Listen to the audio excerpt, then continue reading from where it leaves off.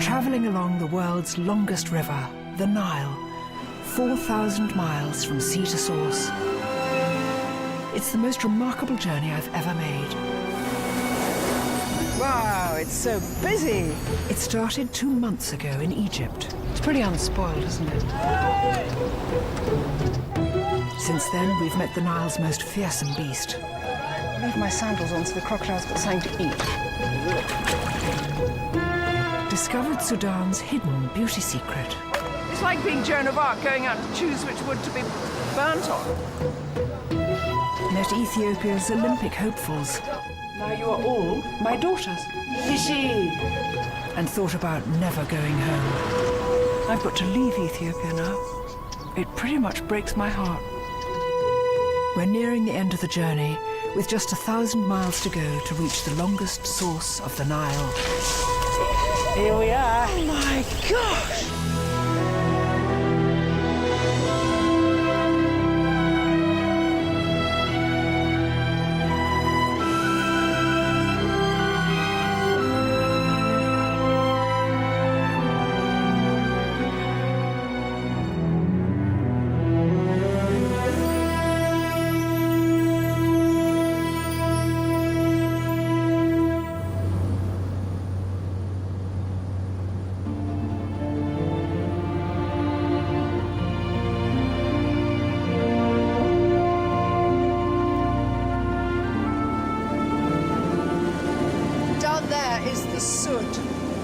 It's arguably the largest swamp in the whole world. It spreads over an area over 12,000 square miles.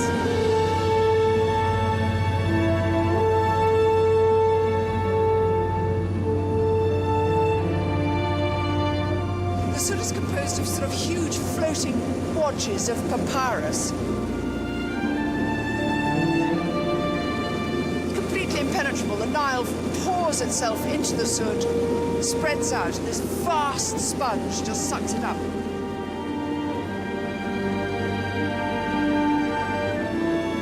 The silt and the marshy sediments go down 6 miles. Somehow, at the other end, the Nile emerges again. Samuel Baker, the great explorer, in 1862, when he came across the Sud, said, "It's heaven for mosquitoes and a damp hell for man." That said, I wish we were down there, battling through the swamp. But because of widespread tribal conflict in the region, we've been told it's still not safe in some areas. So, unfortunately, we've not been permitted to film on vast stretches of the river. My journey along the Nile started at the Mediterranean town of Alexandria. We've followed this great river through Egypt into the remote deserts of northern Sudan and on into Khartoum. Here I picked up the Blue Nile, tracing its path into the highlands of Ethiopia. I've now rejoined the White Nile in southern Sudan. From here, I'm traveling to Juba, and then on into Uganda, and then Rwanda, where my journey ends.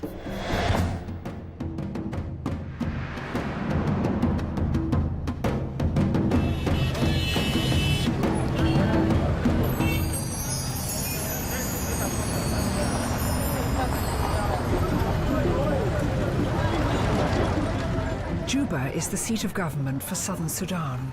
Here, in 2005, a peace agreement was signed, ending Sudan's bitter civil war, the longest civil war in Africa. The ceasefire is fragile, but it has allowed something rather wonderful to happen. Well, this is rather unexpected, because I'm on my way to meet a beauty queen here in southern Sudan, in Juba, in this rather bumpy and exciting street. Beauty queen. Well, beauty contests used to be really popular here in the 70s and 80s, but when the Troubles came, they were dropped completely. And they've only just been resurrected in the last 2 years. And the reigning queen, Miss Malaika, is called Nok Nora Dwan. And she's apparently very beautiful and very clever, and she's grooming 12 candidates to become Miss Malaika this year, and she will crown them. It's going to be very exciting. Isn't it lovely that after the war, beauty comes back? The beauty pageant isn't for 2 weeks. But on the shady banks of the Nile, the trainee beauty queens are being put through their paces. Smile. By last year's winner, 28-year-old Nok Nora. You're a queen. Try to look at everyone. All the tables, people eating spaghetti.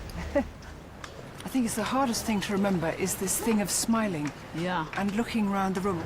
And the other thing, a very grand old English actress told me, she said she never walks on stage without secretly thinking that she has a secret. Yeah. And that self-control of knowing you've got a fantastic secret. Right. She never told anybody what it was. So you're smiling and secretive. Here in southern Sudan, these young girls do not have to respect the modest Islamic dress code imposed on women in the north. In fact, events like this would be banned by law in northern Sudan and result in harsh punishment. Look, why was it important for you to follow this path and become a beauty queen? You know, since I was young, I used to watch Miss Universe every once in a while. And then when I came to Sudan, I thought that I could actually be a good candidate, come out, be an ambassador for South Sudan. So You said when I came to Sudan, where had you been? my family, we were refugees. We had exiled in the U.S. and then we grew up there. We got American citizenship, some of us. And then when the peace was signed, we came back. And you guys got to be closer. What does this competition mean for southern Sudan? I think it's a huge step in kind of showing normalcy and that everybody in South Sudan, they're tired of war, they're tired of all the issues, and we just want to have peace, and we want to do the things that all the other countries do. Though beauty contests have become unfashionable in the UK, for these girls, it's seen as an important way to campaign for women's rights. When the judges say to you Friday, what would you like to do with your year if you won? What would you say? Saving children or do small thing about women, because women, they don't have a freedom in Sudan. I just want to change something. Yes. I'm really so excited that I'm going to stand in front of many people. I have to show off to the public that you can do something. Gosh, you're tall. It's so nice to be with tall girls. Thank you. It's lovely. Thank you. You look wonderful.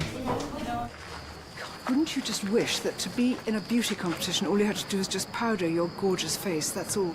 At home, makeup going on for 2 hours for something like this. Here, these gorgeous girls just pat their faces like that and then just look $1 million. I obviously only do the same. Thank you.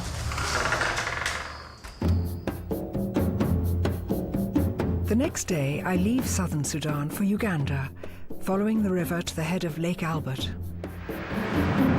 To continue up the Nile, I must now catch a ferry across the lake into the Murchison Falls National Park.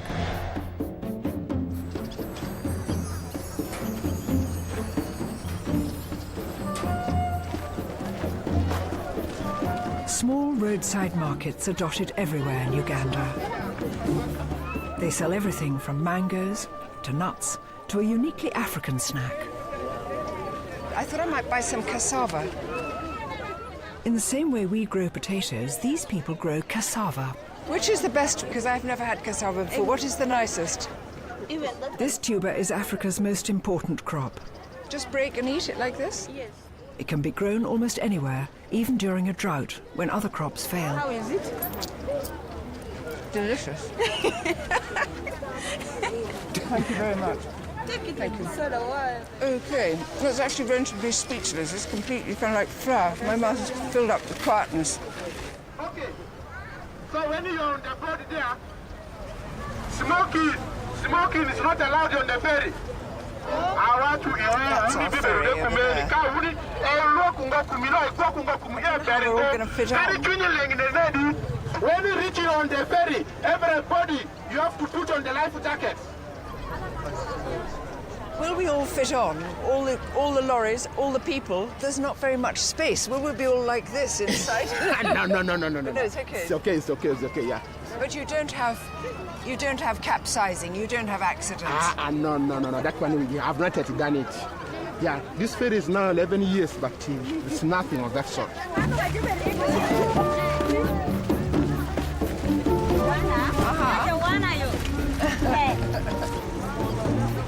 This is the only ferry of the day, and apparently it's always packed. I think it's kind of standing room only for about the next 2.5 hours. Maybe a little light walking around. A few deck games.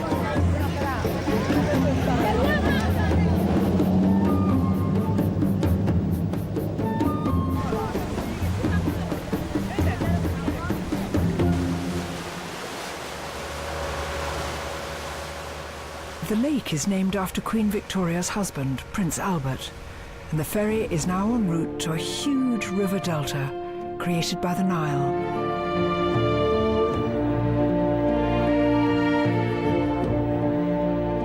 As the river flows into the lake, it forms islands and swamps, making Uganda's largest wildlife reserve.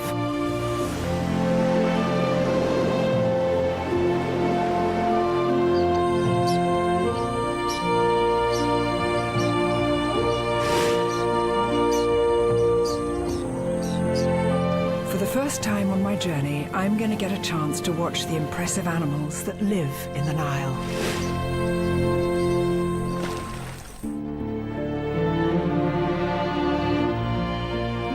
This stretch of the Nile in Uganda was made famous by the great British explorers of the Victorian age, who wanted to chart the unexplored lengths of this amazing river. The race was on to map the Nile, one of the last geographical mysteries of the world. In 1864, husband and wife explorers Samuel and Florence Baker were the first to travel upstream here. The local tribes called Florence Daughter of the Moon because of her long blonde hair. They'd already mapped Lake Albert when they arrived here at Murchison Falls.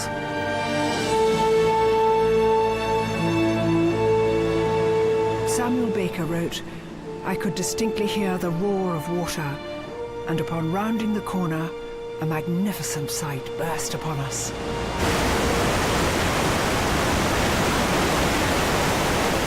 Just look at that, the Murchison Falls. I can't believe I'm seeing them with my own eyes. It is just fabulously exciting. That's the Nile boiling down through these rocks. At the top, it's 164 feet wide. The gap it has to get through is 23 feet, so it comes crashing down, all forced through that. No wonder the Victorian explorers were so utterly thrilled when they found it. They sent back just saying, "We've seen these unbelievable falls." And remember, this was the time when America had been obviously discovered and settled, Australia had been discovered and settled, everybody knew about that, but nobody knew about the middle of Africa. Nobody knew where the Nile came from.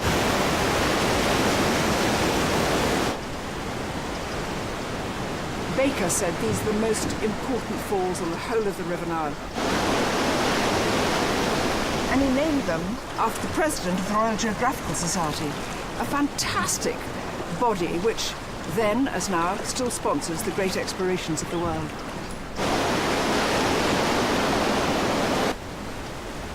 Today, Murchison Falls gives its name to Uganda's biggest nature reserve.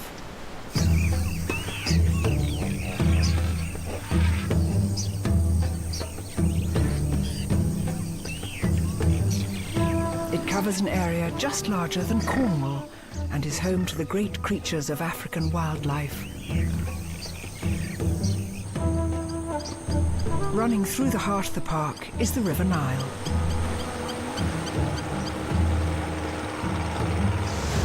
My guide is Zimbabwean, Andy Alt. This is a fantastic group of hippo down here. There must be at least 60, maybe 70, maybe even 80 of them. But it wasn't always like this. In 1971, infamous Ugandan dictator Idi Amin took power. With no interest in conservation, he told his troops to use the park as their larder. Wildlife populations plummeted to virtually nothing. Then, in the early 1990s, with Idi Amin exiled, the park was revived. They seem to be very sociable. Look how closely they stay packed together. I don't know how they can fit all those bodies underneath all of the heads. Because you see, the heads are so close together. Yeah. And yet you know that there's about a 14-foot body. Weighing by what? about 6 foot, 6 foot wide, weighing anything between 2,000 and 3,000 kilos.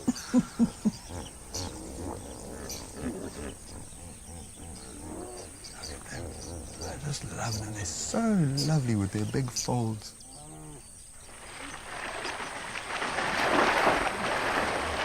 Hippopotamus is ancient Greek for river horse. Until very recently, biologists thought they had evolved from the pig family, but now research indicates that their closest living relatives are whales and porpoises. How long can they stay underwater? Usually 6 to 8 minutes is about a good average. If they're stressed or frightened of something, then they might stay under for up to 15. There's a calf. Yes. A tiny little calf. If you watch, just now you might see the ears come up and spin around. That's quite cool as well, actually. When they come up and spin their ears around, it creates a centrifugal force in the ear, so that's like throwing bucket out of a teacup or a coffee cup when you spin it around and flick it out.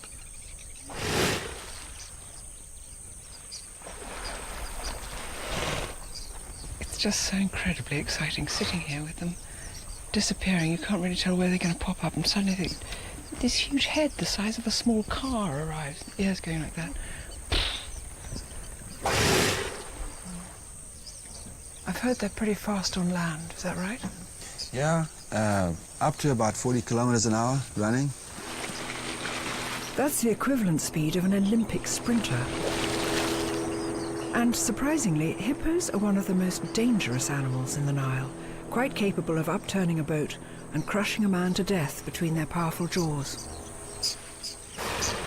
But I swear to God, if we didn't know what hippos were, we'd be aghast at the size of these things. And they get that size by eating grass. Unbelievable, fabled creatures.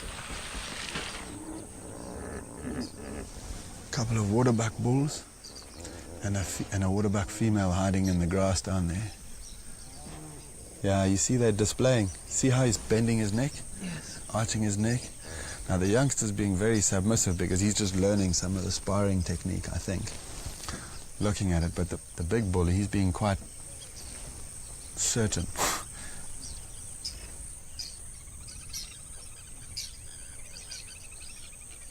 All right, so let's keep heading down.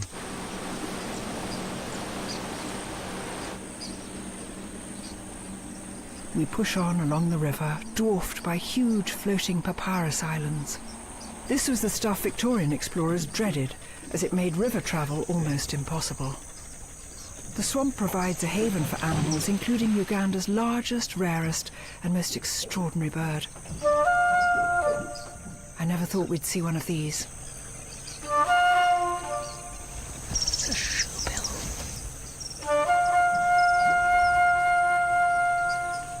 You'll just have to believe me when I tell you this bird is as tall as my shoulder and lives for up to 50 years.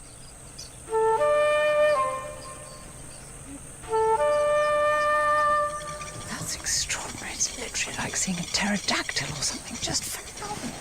Strange, almost animal face. Doesn't really look like a bird at all. Great soft grey egg. They're very rare.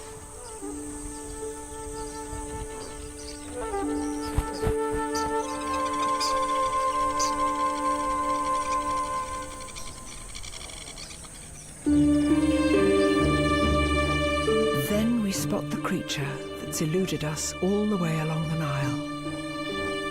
The beautiful, but quite dangerous, Nile crocodile. It's one of the world's oldest animals, and it even outlived the dinosaurs.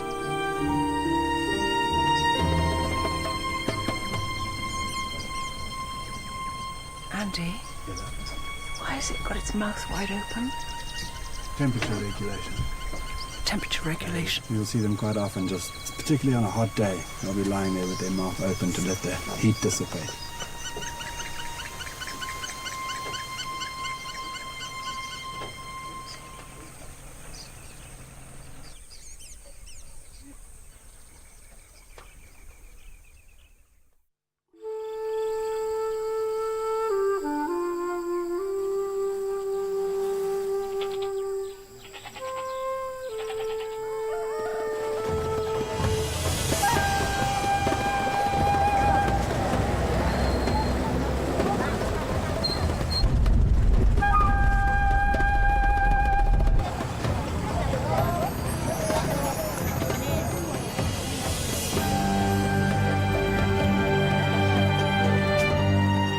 At this point, travelling on the water would be perilous, with rapids and waterfalls on every bend. So our only option is to go by road. But even that has its ups and downs.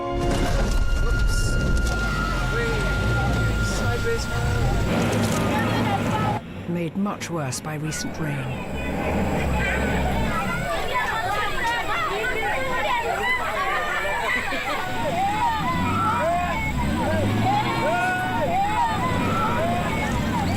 I'd like to get out, but it would just be irresponsible because it would make the car so much lighter. I love helping out in these situations, but you know, just sometimes you'd be a little bit selfless.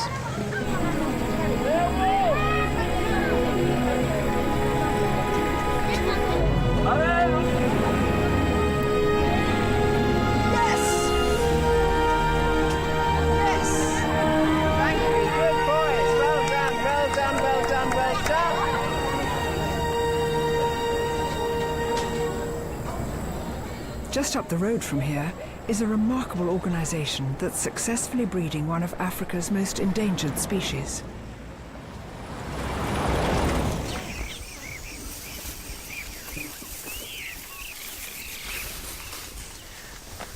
I'm following Taban Rashid to see a rhino called Bella and her baby, which is not even 2 months old. I just saw her. Look. Look at the size of her. Oh, there's the baby. She's absolutely massive. I can't guess how high her shoulder is, but maybe 5 foot at the shoulder. She weighs, what, 2 tons or something? 2 tons. Going at 45 kilometers per hour. It's actually extraordinarily scary being so close to something which is so huge. Here at the Ziwa Rhino Sanctuary, 50 rangers look after 6 adult rhinos and their 3 calves. Tapan and his team guard Bella and her calf Augusto round the clock. They're coming closer. Let's go back. Bella, go back. Go back. Go back. Go back. Go back. Go back. Castro, go back. Bella, go back. Go back. Please, cool down. Down. Down, please. Down. Down. Don't think they're carrying guns to protect us. It's to protect the rhinos from poachers. You just calmed her down just then. Yeah, yes, she smell me. Yeah. And she hear my voice. Yes. Say, you have to be cool. Because their eyesight is not very good, is it? No, they shoot it as they don't see very far. No. But they are very, very active to smell and to hear things.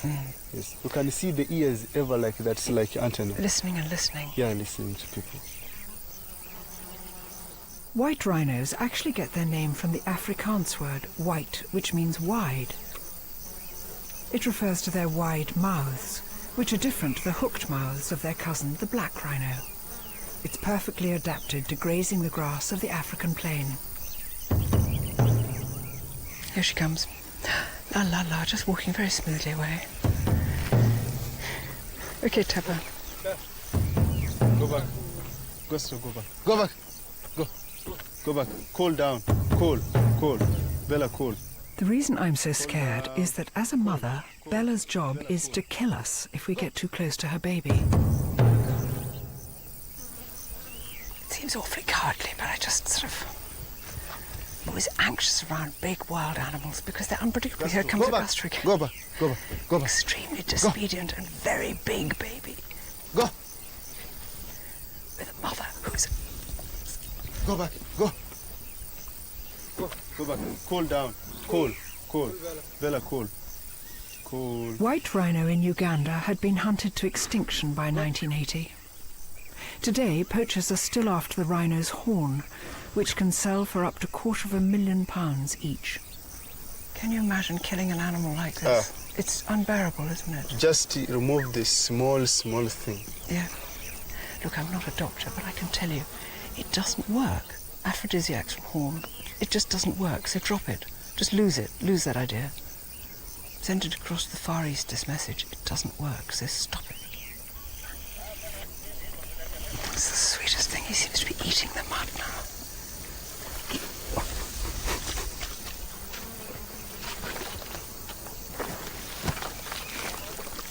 Tabanja said nobody has ever seen that before.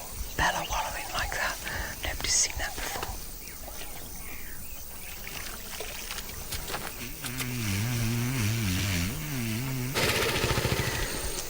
An immense rhino fart. Let's go.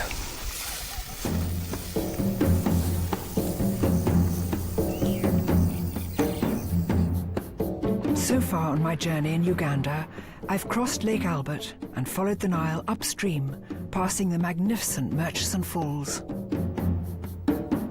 Now I'm going to the place Victorian explorers believed to be the source of the Nile.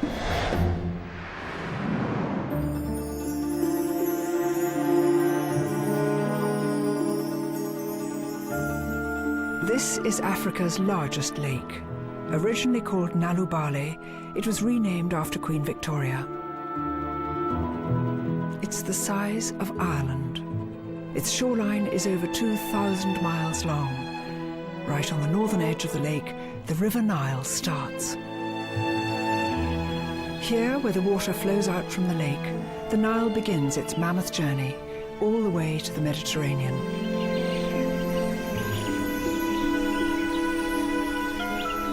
In 1862, British explorer John Hanning Speke claimed this spot to be the source of the Nile. To celebrate Speke's achievement is a rather battered memorial on one bank.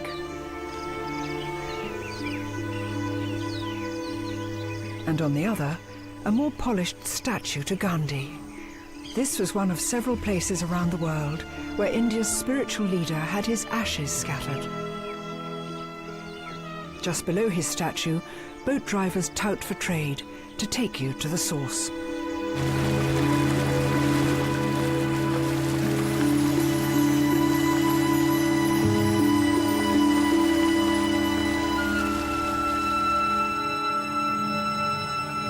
Well, this is it. This is the Victorian source of the Nile.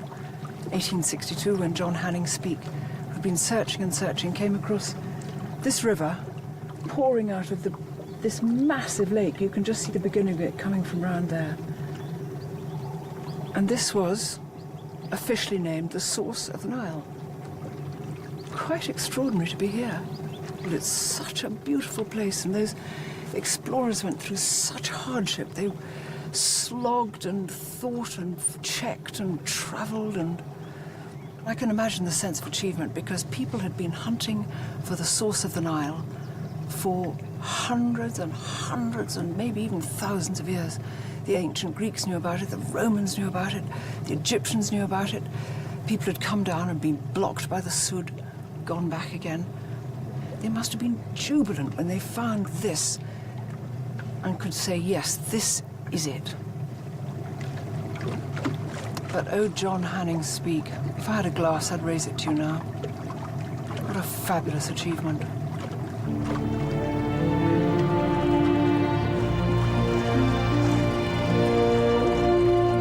But it's too soon to celebrate, as this isn't the end of my journey yet. In 2006, a new source of this great river was discovered, putting the Nile into the record books as the world's longest river. The person who made this amazing discovery is modern-day Nile explorer Cam Maclay, who lives, for some of his time, on this island in the Nile. His expedition took 3 months to complete.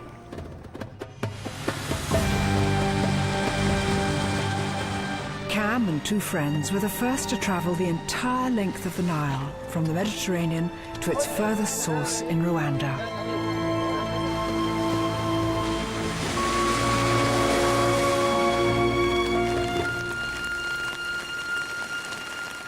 Cam, you're the first person I've met who's done the whole Nile by boat. Tell me why you decided to do it the hard way, which is going upstream the whole way instead of just coasting down the easy way. What we wanted to do on this journey was to map the Nile and to travel to its longest source. Yes. So our argument was that if you're travelling the longest river in the world, then you don't go necessarily to the highest source or the largest or the furthest south, but the longest. And how did you measure it? With GPSs. So we used modern technology and we recorded our distance every 50 metres from satellite. Wow. So accurate, as accurate as it can be. So we could come out at the end of the trip and say categorically the river is 6,718 kilometres long. And there's the 3 of us, Neil McGregor, Garth McIntyre and myself, who did the whole expedition. Do you think the Mac's names will be up in the Royal Geographical Society up round there with Burton, Speke, Livingstone, Shackleton? Wouldn't it be lovely? I don't think we quite belong up there in that category, but You've discovered the source of the Nile.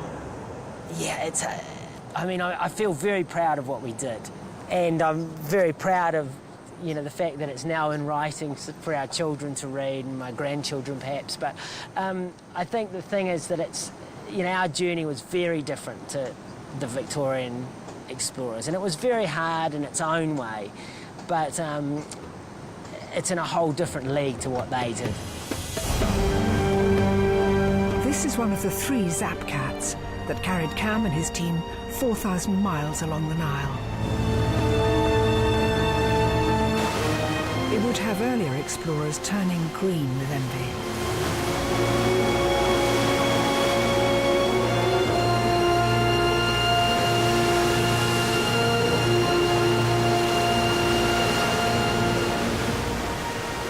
When they came across rapids too large to navigate, they used an unusual method based on an Italian concept.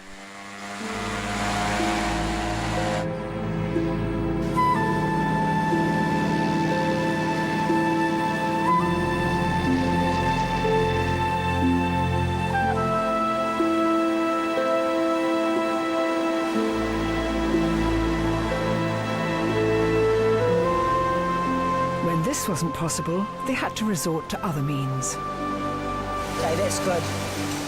Carrying their boats, a method known as portage, from the French word to carry. 1, 2, 3. I can't believe how laborious this is, How long is the longest that you've had to carry it? About 5 kilometres. It's quite a way. Thanks, Cam. I can probably manage to take this back on my own, if you like. That would be wonderful. Okay, things are a bit easier now. That's okay. She's sort of floating this bit. The English phrase for this is messing about with boats. Oh! Just about need your life jacket on there, Joanna.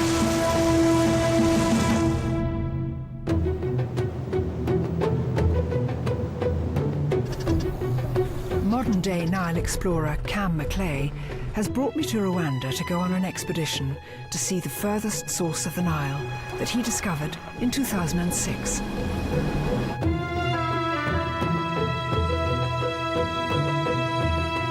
To find this new source, Cam had started at the Victorian source.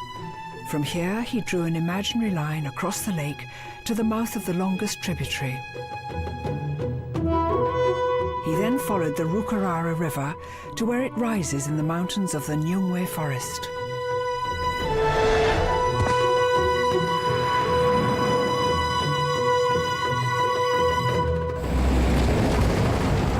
We are following the last part of his route.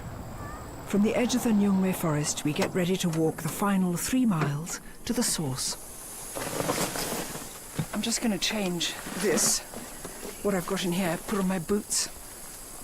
I mean, I can't really believe it. I can't believe after however many weeks of shooting that we're going to do all the rest of this on foot. It's too fantastically exciting. To make sure we have everything we could possibly need, we have 15 porters. Hat, put it on. Versace glasses, I think not. Insect stuff. Do you know? No. Actually, I wasn't going to show you this now, but I have to, because you'll think it's strange. I bought this in ginger in the market, and it's my little man in a boat. And I want to set him off on the Nile, on a journey back, the journey that I've done, starting off here, the very source of the Nile. There? Shall we go? Yeah. I'm following in your footsteps.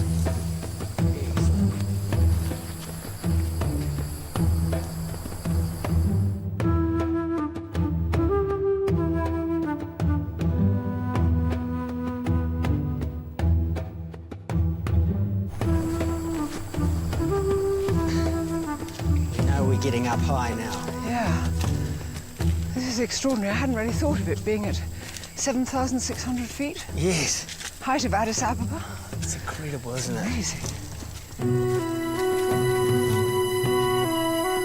Oh, look, Cam. Wow.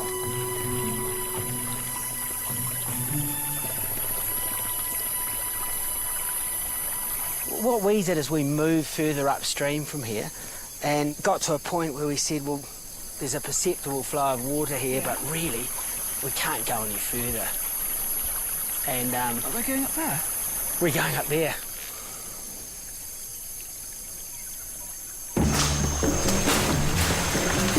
I'm keeping a fair bit behind you because I can see with your manly Yeah. slashings. Yeah, give me a bit of space.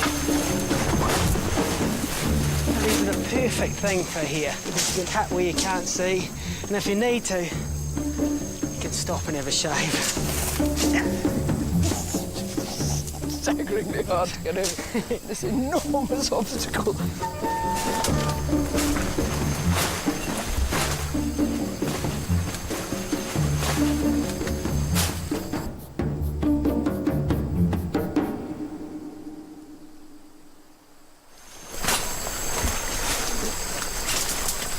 And we still have our river flowing beautifully here. Do you know, this is the first Nile water I've really drunk. Everybody said drink from the Nile. That's completely pure sweet water. Fantastic, isn't it? Wow. Everything's just, Yeah, aren't they gorgeous? I don't know, so huge. Oops. Crikey. Oh no. Oh no. Oops. Hang on, I've got my boot stuck. Oh, you're back in there. You ready? Hang on a second. I'm not quite in. Can you sort of assist anyway? That's one of the saddest things you've ever had to do. Thanks, Cam. Because after all this, we wouldn't really want to leave them behind, would we? It's just because they're a little bit big that they keep getting sucked right See, off. moving around, a bit more solid here. Yeah. And there she is, still flying beautifully. So You're such a lovely, optimistic person. I do think you're wonderful, Cam, because if I came here and saw this, I'm not sure I'd say it was still flowing beautifully.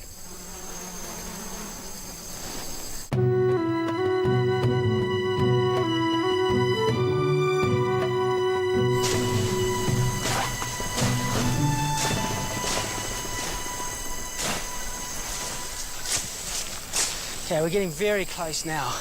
So the longest source of the Nile is just up here. But how extraordinary this is. Look, perceptible water. It's perceptible because I'm perceiving it. Hang on a second. Got you on this end. There we are. Great. So this is it? We've made it? Okay. Okay. We've followed a false lead.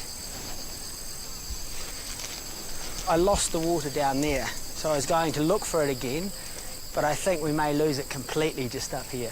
So let's go back and we'll try up the other one.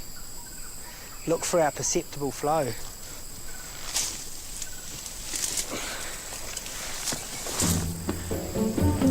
We are going back. A little bit of Slav despond here.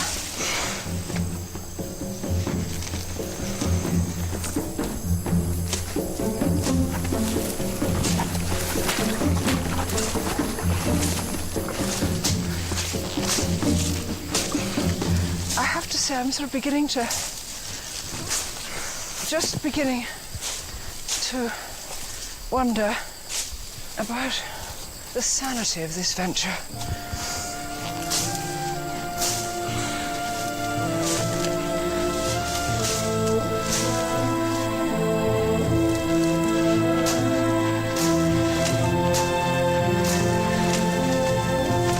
Well done. Lovely. Here we are. Oh my gosh! We can go no further. Look at that. And look at the perceptible flow. It's like a little crocodile's nose. Just a little drip. 4,199 miles from the Mediterranean. To tell you the truth, I never thought we'd get here. I had a sort of strange feeling that we'd sort of have to call it off, or this bit would be too difficult to do, or it had stopped. I mean, you know how you wake up at night thinking, what if that source of the Nile has dried up? What if we can't find it? What if our cameraman can't make the journey? What if our sound man is bitten by ants? You know, all those sorts of things crossed my mind. But they soldiered on, so I soldiered on. Well, yeah, it's almost unbelievable when I think back to where we were.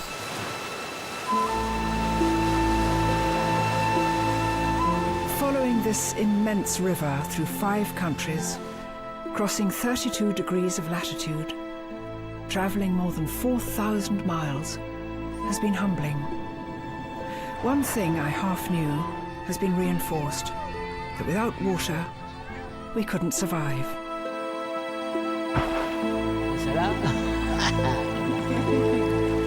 It's been feared as a devil and revered as a god.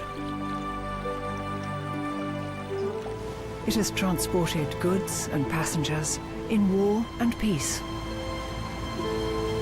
It has drowned villages and nursed civilizations.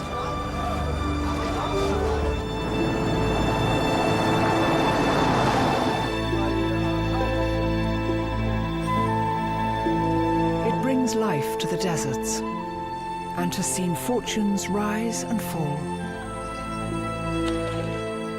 It blesses marriages.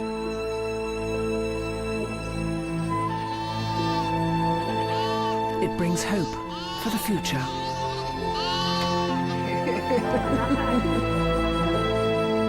It floods every year and it never dries up. It's held sacred and holy by many different religions.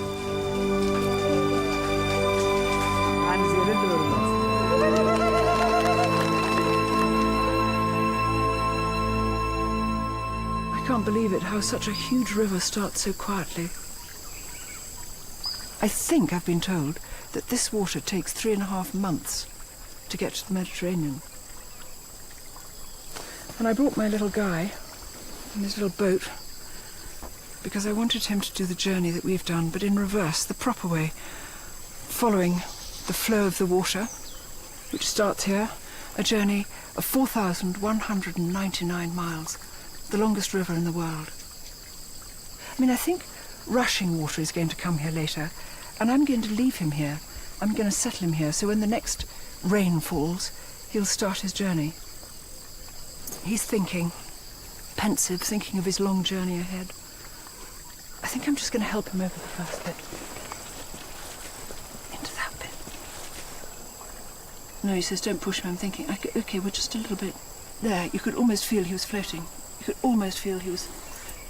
You could almost... I think that I'm now stopping the source of the Nile by kneeling a bit. There we are. Oh, God, Cam, look what I've done to your river. I'm so sorry. Sorry. I'm so sorry. So this is it. This is the end of the journey. It's kind of the beginning of the journey because we did it back to front. Beginning of the Nile. An end of our journey.